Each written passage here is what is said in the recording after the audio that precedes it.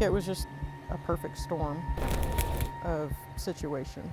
It's been 9 years There were so many fires going on. since wildfires tore through North Georgia.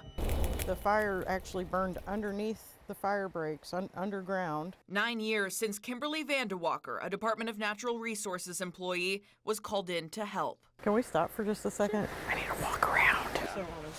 But her physical pain remains after the ATV she was using to fight the fire rolled, nearly taking her life. I felt the bones in my back break and knew as it continued to roll that my back had broken. A broken back, crushed arm, concussion, puncture wounds, and seizures, compounded with her realization that Georgia's state workers' compensation only pays 2/3 of an injured worker's paycheck with no taxes taken. Was that enough to live on? No, I mean, my salary wasn't enough to begin with. I moved into a friend's basement. And we found Kimberly's story isn't uncommon.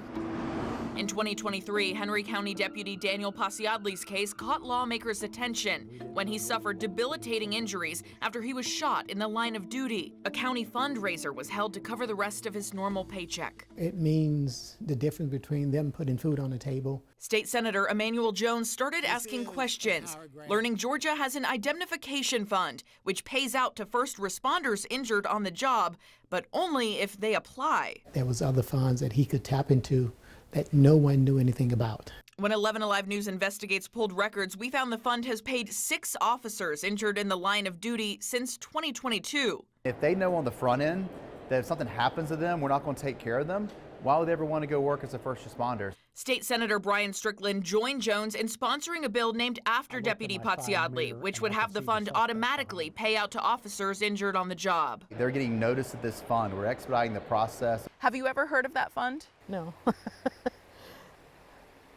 It blows my mind to understand that that fund exists, to know that that could have helped way back when. But even if that bill passes, we found there would still be gaps. While most first responders, including police, EMS, and firefighters, can benefit from the fund, it does not explicitly include DNR workers like Kimberly. We probably should look at expanding that in the future for other first responders. And as it stands now, the proposed bill would automate access to the fund for law enforcement only. Is it going to pass this session? Oh, absolutely.